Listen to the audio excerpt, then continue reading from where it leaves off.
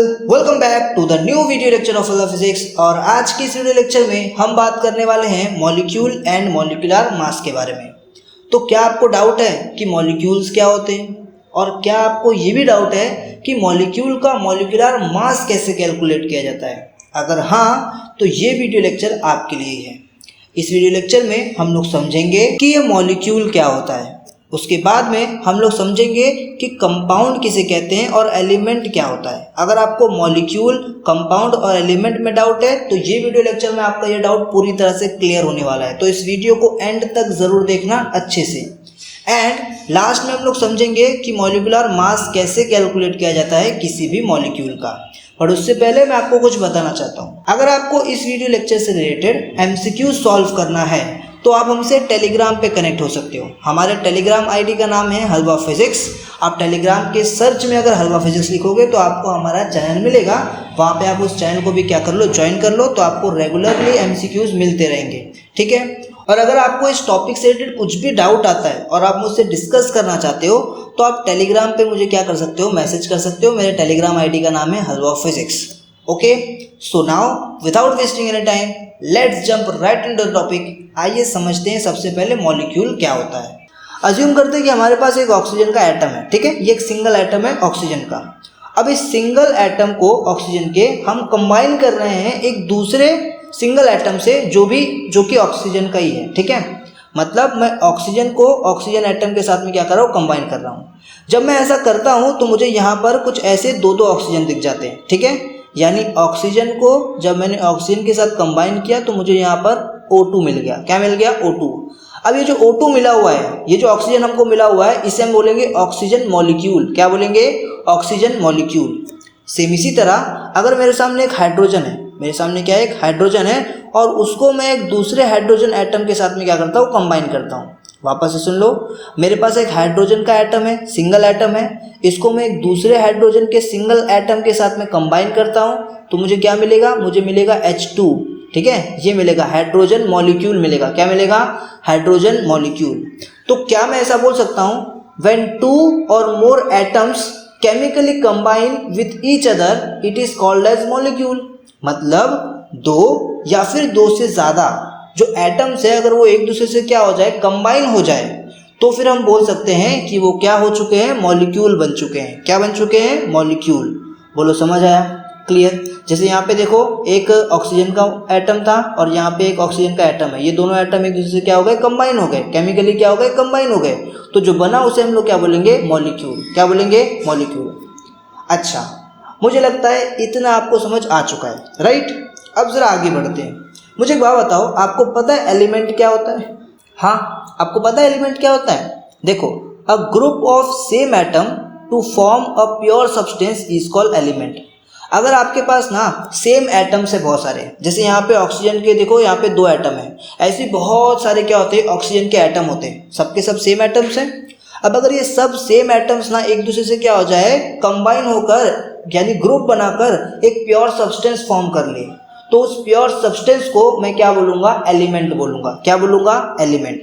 जैसे एग्जांपल कि मान लो मेरे पास एक AU क्या होता है पता है? AU मतलब गोल्ड। AU का मतलब क्या होता है? गोल्ड। तो मान लो कि मेरे पास ना गोल्ड का क्या है, एक सिंगल एटम है, ठीक है। और ऐसे मेरे पास बहुत सारे AU के क्या है, एलिमेंट है, बहुत सारे, सॉरी एलिमेंट बोल रहा हूँ, एटम है। ऐसे मेरे AU के क्या है, बहुत सारे एटम्स हैं। मेरे पास ना गोल्ड के बहुत सारे एटम्स हैं, ठीक है। अब इन सारे एटम को अगर मैं कंबाइन करूं, यानी कि इन सारे एटम का अगर मैं क्या करूं, ग्रुप फॉर्म करूं, तो ग्रुप फॉर्म करने के बाद सिंगल एटम तो मुझे दिखाई नहीं देगा, बट ग्रुप बनाने के बाद जो बनेगा वो तो मुझे दिखाई देगा ना। उसे मैं बोलूँगा प्योर सब्सटेंस। क्या बोलूँगा? Pure substance. प्योर सब्सटेंस क्यों?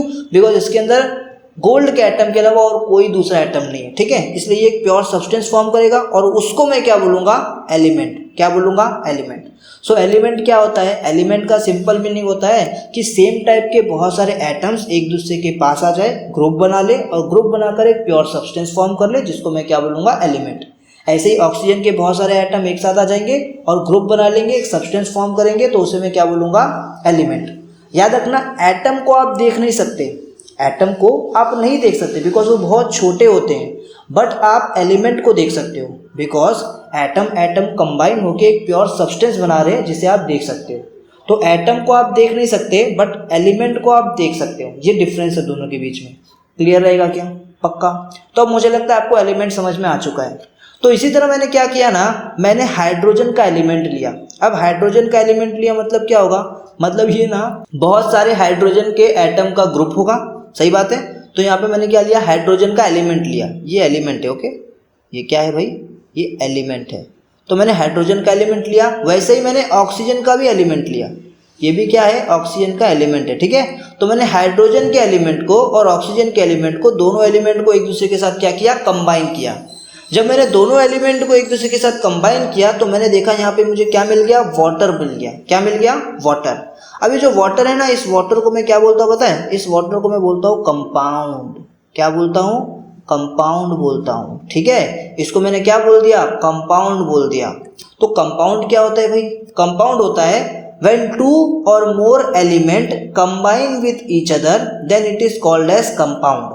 जब दो या दो से ज़्यादा एलिमेंट, ध्यान रखना एलिमेंट, हाँ, यहाँ पर मैं एटम की बात नहीं कर रहा हूँ, मैं बोल रहा हूँ जब दो या दो से ज़्यादा एलिमेंट एक दूसरे के साथ कंबाइन होते हैं तब फॉर्म होता है कंपाउंड। तब क्या फॉर्म होता है, कंपाउंड। जैसे यहाँ पर हाइड्रोजन का एलिमेंट था और ऑक्सीजन का एलिमेंट था, ये दो एलिमेंट एक दूसरे के साथ क्या हुए, कंबाइन हुए, और कंबाइन होने के बाद यहाँ पर क्या फॉर्म हुआ, कंपाउंड फॉर्म हुआ।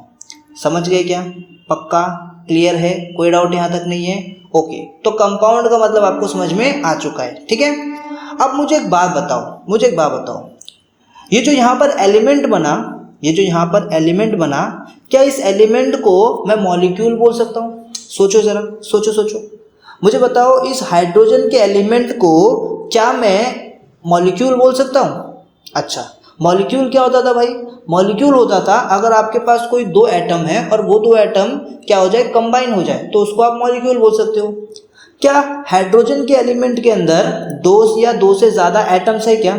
हाँ सर, है ना, हाइड्रोजन का एलिमेंट है ना, ये तो हाइड्रोजन के ही सेम बहुत सारे एटम से मिलकर बना हुआ है। तो मैं बोल सकता हूँ कि हाइड्रोजन के अंदर दो या दो से ज़्यादा एटम्स प्रेजेंट हैं, है ना।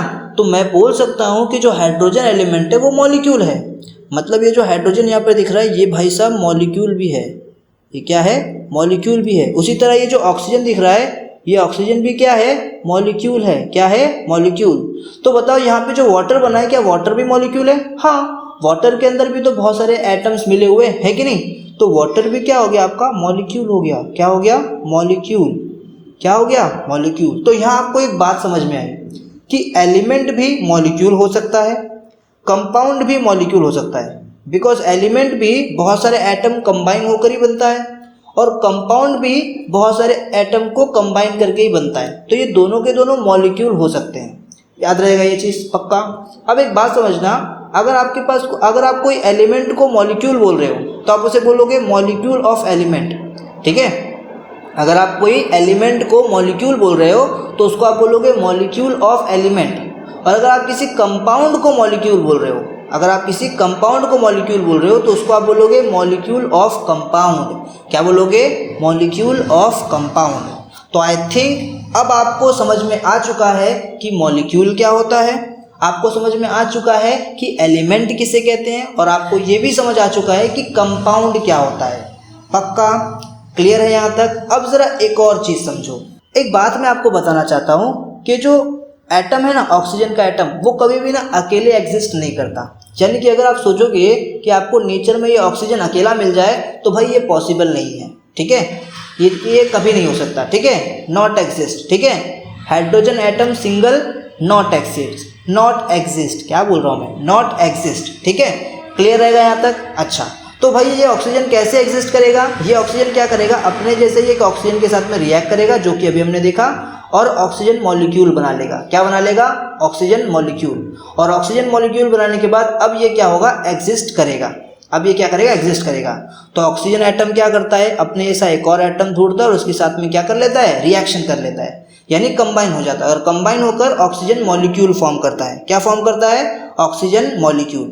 ना ये जो ऑक्सीजन मॉलिक्यूल दिख रहा है इसके अंदर आपको कितने एटम्स दिख रहे हैं? ऑफकोर्स सर मुझे इसके अंदर दो एटम दिख रहे हैं, 1 और 2।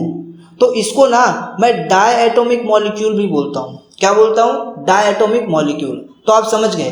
अगर आपको तीन मॉलिक्यूल मतलब तीन एटम का कोई मॉलिक्यूल दिख गया, ध्यान से सुनो, आपको अगर कोई तीन एटम का मॉलिक्यूल दिख गया और वो तीनों एटम सेम होने चाहिए, तो आप उसको क्या बोलोगे? Try atomic molecule. क्या बोलोगे? Try atomic molecule. समझ गए क्या? क्लियर। और अगर सिंगल एटम रहा तो मोनो एटॉमिक मॉलिक्यूल। क्लियर है? अच्छा, तो देखो कुछ एग्जाम्पल है यहाँ पर डायटोमिक मॉलिक्यूल के, जैसे H2, हाइड्रोजन भी सिंगल एग्जिस्ट नहीं करता, H2 के फॉर्म में होता है। ऑक्सीजन का तो समझ लिया आपने। क्लोरीन भी क्या होता है? Cl2, यानी कि क्लोरीन भी होता है डायटोमिक। उसी तरह नाइट्रोजन भी होता है। समझ गए क्या? पक्का? चलो, तो अब इतना अगर आप समझ चुके हो तो अभी हम लोग समझते हैं कि मॉलिक्यूलर मास कैसे कैलकुलेट किया जाए किसी भी मॉलिक्यूल का। ओके, तो भाई अभी हम लोग समझेंगे कि molecular mass of a molecule क्या होता है, यानी कि एक मॉलिक्यूल का मॉलिक्यूलर मास कैसे पता किया जाए। ध्यान से समझो। सबसे पहले डेफिनेशन देखेंगे। तो डेफिनेशन है the sum of atomic masses of all atoms present in a single atom is called molecular mass. Okay, इधर एक गड़बड़ है, ठीक है, इधर एटम नहीं होना चाहिए, इधर मॉलिक्यूल होना चाहिए। ठीक है, इधर क्या होना चाहिए? मॉलिक्यूल होना चाहिए। तो डेफिनेशन क्या है? The sum of atomic masses of all atoms present in a single molecule is called molecular mass. अभी भी नहीं समझ में आया? चलो ठीक है, कोई बात नहीं, मैं उसको समझाता हूँ। ठीक है, ध्यान से सुनो, बहुत ईजी है। अज्यूम करो कि आपके पास एक सिंगल मॉलिक्यूल है, यानी कि एक मॉलिक्यूल है आपके पास। ठीक है, तो मॉलिक्यूल तो बहुत सारे होते हैं, तो मैं यहाँ पे एक मस्त मॉलिक्यूल बनाता हूँ H2O। ठीक है, H2O आप जानते हो, अभी अभी आपने देखा पिछले एग्जाम्पल में, ये एक मॉलिक्यूल है। ठीक है, कंपाउंड भी है वैसे ये, बट अभी इसको क्या बोलेंगे हम लोग? मॉलिक्यूल, बिकॉज ये बहुत सारे एटम को कंबाइन करके बना हुआ है। ठीक, क्लियर यहाँ तक? अब सुनो, ये जो आपको यहाँ पर मॉलिक्यूल दिख रहा है, इसके अंदर जितने भी एटम्स प्रेजेंट हैं, इसके अंदर जितने भी एटम्स प्रेजेंट है, उन सारे एटम्स का जो एटॉमिक मास होगा उसको आप क्या कर दो? सम कर दो। तो जो आंसर आएगा उसे आप क्या बोलोगे? Molecular mass. चलो मैं करके दिखाता हूँ। बताओ इस वाटर के अंदर आपको कितने एटम्स दिखाई दे रहे हैं? तो भाई आपको इसके अंदर टोटल 2 हाइड्रोजन दिखाई दे रहा होगा। आपको इसके अंदर कितने दिख रहे हैं? 2 हाइड्रोजन दिखाई दे रहे हैं। ठीक है, और क्या दिख रहा है? और एक ऑक्सीजन दिखाई दे रहा है। 2 हाइड्रोजन दिखाई दे रहे हैं मतलब 2H, और एक ऑक्सीजन मतलब O, ये आपको दिखाई दे रहा है। तो एक बात बताओ, 2H है ना, ये 2H आपको दिखाई दे रहा है, और कौन दिखाई दे रहा है? O दिखाई दे रहा है। अब आप क्या करो, जितने भी एटम्स इसके अंदर प्रेजेंट थे उनको आप क्या कर दो? सम कर दो। उनके एटॉमिक मासेस का क्या कर दो? सम कर दो। तो अभी इनके एटॉमिक मासेस का हम लोग क्या करेंगे? सम करेंगे। तो मुझे बताओ कि ये जो हाइड्रोजन है, हाइड्रोजन का एटॉमिक मास क्या होता है? तो देखो मैंने बाजू में आपके लिए सबका एटॉमिक मास लिख के रखा है। ठीक है, कुछ एलिमेंट्स का क्या लिख के रखा है? एटॉमिक मास लिख के रखा है। तो हाइड्रोजन के सामने देखो क्या दिया हुआ है? 1। तो मतलब हाइड्रोजन का एटॉमिक मास क्या है? 1। तो हाइड्रोजन का एटॉमिक मास यहाँ पे लिख देता हूँ 1 प्लस ये ऑक्सीजन है। ठीक है, 0 नहीं है, ऑक्सीजन है ये। तो ऑक्सीजन का एटॉमिक मास क्या होता है? 16। तो यहाँ पे क्या लिख दूंगा? 16। ठीक है, नाउ 2 1 जा 2 प्लस 16। ठीक है, इज इक्वल्स टू क्या आ जाएगा? 18। तो ये 18 क्या आया है आपका? 18 क्या आया आपका? 18 आया है आपका मॉलिक्यूलर मास। ठीक है, तो वाटर का जो सिंगल मॉलिक्यूल होता है उसका मास कितना होता है? 18। बट सर एक डाउट है, 18 क्या? 18 ग्राम, 18 केजी, 18 क्या? तो मुझे एक बात बताओ, एक एटम का एटॉमिक मास किस में मेजर करते हो आप? यस ऑफ कोर्स, आप डेल्टन में मेजर करते हो। किस में मेजर करते हो? डेल्टन में, जिसको आप यू से रिप्रेजेंट करते हो, है कि नहीं? तो आप ना एटॉमिक मास के लिए जो यूनिट यूज़ करते हो वही यूनिट आपको यूज़ करना है मॉलिक्यूलर मास के लिए भी। तो इसका क्या हो जाएगा? 18 डेल्टन। क्या हो जाएगा? 18 डेल्टन। तो याद रखना, वाटर मॉलिक्यूल का, किसका? वाटर मॉलिक्यूल का जो मॉलिक्यूलर मास है वो 18 यूनिट होता है। कितना होता है? 18 यूनिट। क्लियर रहेगा? चलो और भी कुछ मैं मॉलिक्यूल के लिए आपको मॉलिक्यूलर मास कैलकुलेट करके बताता हूँ। जैसे अभी हम लोग NaCl यानी कि सोडियम क्लोराइड के मॉलिक्यूल का, सोडियम क्लोराइड के एक सिंगल मॉलिक्यूल का मॉलिक्यूलर मास कैलकुलेट करने वाले हैं। तो मुझे बताओ कि ये जो आपको मॉलिक्यूल दिख रहा है इसके अंदर कितने एटम्स हैं? तो आप देख सकते हो इसमें सोडियम का एक एटम है और इसमें क्लोरीन का भी एक एटम है। सोडियम का भी एक एटम है और क्लोरीन का भी एक एटम है। तो ये जो 2 एटम्स आपको इसके अंदर दिख रहे हैं, दोनों एटम्स के एटॉमिक मास का क्या लेना है आपको? सम लेना है। ठीक है, तो सबसे पहले मैं सोडियम लिख देता हूँ, इसके एटॉमिक मास को सम करूंगा मैं क्लोरीन के एटॉमिक मास से। तो भाई सोडियम का एटॉमिक मास क्या है ये तो मुझे नहीं पता। देखो ना बाजू में चार्ट में मैंने दिया रहेगा, ये देखो 23। तो सोडियम के एटॉमिक मास का मतलब सोडियम का एटॉमिक मास क्या है 23, तो यहाँ लिख दो 23 प्लस का प्लस। अच्छा क्लोरीन का एटॉमिक मास क्या है 35.5, कितना है 35.5। अब आप क्या करोगे, दोनों को ऐड करोगे, क्या करोगे दोनों को ऐड, तो यहाँ पर आप 23 प्लस क्या करने वाले हो 35.5, तो आपको क्या मिलेगा 58.5 मिलेगा। और आप जानते हो मॉलिक्यूलर मास का यूनिट होगा डेल्टन, तो आप इधर क्या लिखोगे डेल्टन। तो 58.5 क्या होगा सोडियम क्लोराइड का मॉलिक्यूलर मास। आई होप आप ये भी समझ गए होंगे, ठीक है। तो ये आपके सामने अब कुछ एग्जांपल्स मैंने दिए हुए हैं, ठीक है, AlCl3, MgO और KNO3, ठीक है। तो ये तीन का आप मॉलिक्यूलर मास कैलकुलेट करके with the help of this table मुझे क्या करोगे नीचे कमेंट करके बताओगे, ठीक है। तो ट्राई करो, और अगर कुछ भी डाउट हो तो आप मुझसे इंस्टाग्राम पे क्या कर सकते हो, बात करके क्लियर कर सकते हो। सो अब एक काम कर लेते हैं, फटाफट से आज हमने जो भी सीखा है उसको एक बार रिकैप कर लेते हैं। तो सबसे पहले मैंने आपको बताया कि अगर आपके पास ऑक्सीजन का एक सिंगल एटम है जिसको आप ऑक्सीजन के एक और सिंगल एटम के साथ कंबाइन करते हो तो यहाँ पर ऑक्सीजन का मॉलिक्यूल बनता है। तो मॉलिक्यूल क्या है, व्हेन 2 और more atoms chemically combine with each other it is called as molecule, ठीक है। अगर आपके पास कोई एक एटम है जो कि सेम टाइप का है और उसका आपने ग्रुप बना लिया है और अब आप उसे देख सकते हो, यानी कि वो एक प्योर सब्सटेंस बन चुका है, तो उसे आप क्या बोलोगे, एलिमेंट बोलोगे। और याद रखना अगर दो एलिमेंट एक दूसरे से क्या होते हैं, दो एलिमेंट अगर एक दूसरे से कंबाइन होते हैं तो कंपाउंड बनता है, क्या बनता है, कंपाउंड। सो व्हेन 2 और more element combine with each other then it is called as compound, तो उसको आप क्या बोलते हो, कंपाउंड। याद रखना एलिमेंट हो कंपाउंड हो ये दोनों के दोनों क्या होते हैं, मॉलिक्यूल होते हैं। तो अगर एलिमेंट का आपको मॉलिक्यूल दिख गया तो उसे आप मॉलिक्यूल ऑफ एलिमेंट बोलोगे, अगर कंपाउंड का आपको मॉलिक्यूल दिख गया तो उसे आप मॉलिक्यूल ऑफ कंपाउंड बोलोगे, ठीक है।